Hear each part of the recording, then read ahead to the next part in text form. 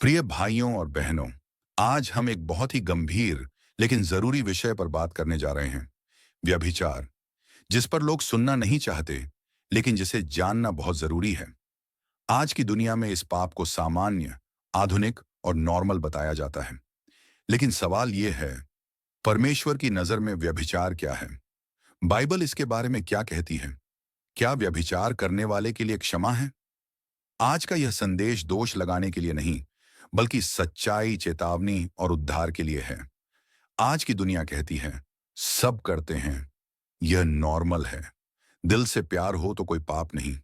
लेकिन प्रश्न यह है, परमेश्वर क्या कहता है? बाइबल का सत्य क्या है? याद रखिए, परमेश्वर का वचन हमें चोट पहुंचाने के लिए नहीं। व्यभिचार क्या है?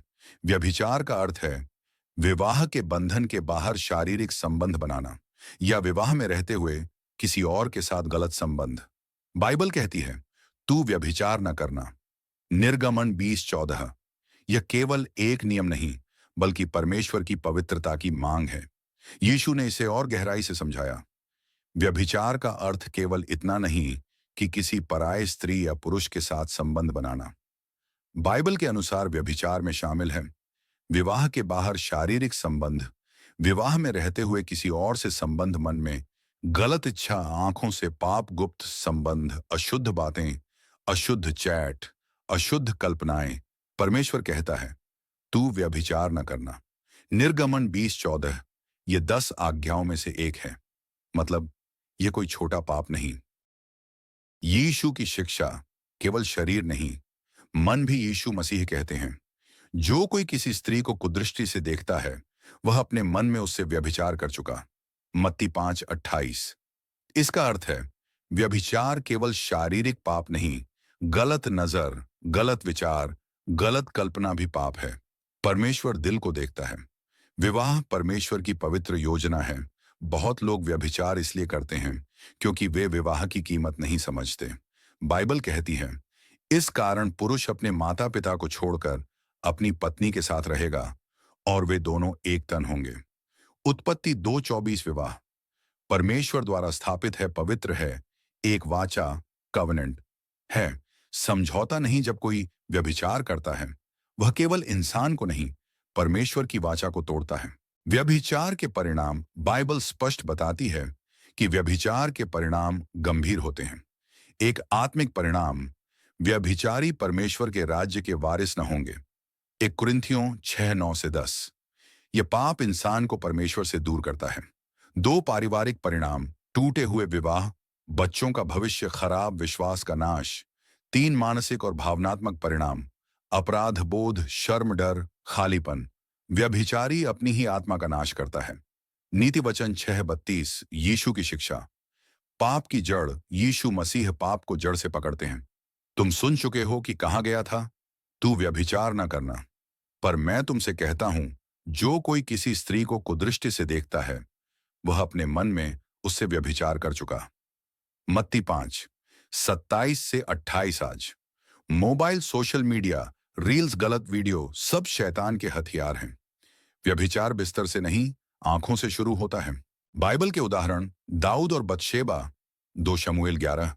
दाऊद परमेश्वर का भक्त था, लेकिन एक गलत नजर ने व्यभिचार, झूठ, हत्या तक पहुंचा दिया। पाप छोटा लगता है, लेकिन परिणाम बहुत बड़े होते हैं। शैतान की रणनीति, शैतान कभी सीधे नहीं कहता, पाप कर। वह कहता है, बस देख लो, बस बात कर लो, कोई नहीं जानता, एक बार से क्या होगा। शैतान झूठा है और झूठ का पिता है। यूहन्ना 8:44। वह पहले पाप को मीठा दिखाता है और बाद में शर्म, डर, दोष, विनाश देता है। कैसे बचें व्यभिचार से? 1, परमेश्वर का भय रखें। यहोवा का भय मानना बुद्धि का आरंभ है। 2, अपनी आंखों और मन की रक्षा करें। मैं अपनी आंखों के साथ वाचा बांधता हूं। अय्यूब 31:1। 3, पवित्र आत्मा से भरपूर रहें। अपने शरीर को पवित्र आत्मा का मंदिर जानो। 1 कुरिन्थियों 6:19-4। गलत संगति से दूर रहें। दाऊद का पतन एक चेतावनी। दाऊद अभिषिक्त राजा, भजनकार, परमेश्वर का भक्त, लेकिन एक दिन गलत समय पर छत पर गया, गलत नजर डाली, व्यभिचार किया, फिर झूठ, हत्या। परिवार में खून बच्चे की मृत्यु एक पाप पूरी पीढ़ी को जला सकता है। क्या व्यभिचार करने वाले के लिए आशा है? हाँ, यीशु में पूरी आशा है। यूहन्ना 8। पकड़ी गई स्त्री लोग पत्थर उठाए खड़े थे। यीशु ने कहा, जो निष्पाप हो वही पहला पत्थर मारे। सब चले गए। फिर यीशु बोले, मैं भी तुझे दोषी नहीं ठहराता। जा और फिर पाप न करना। यीशु पाप को स्वीकार नहीं करते, लेकिन पापी को छोड़ते भी नहीं। पश्चाताप प्रार्थना।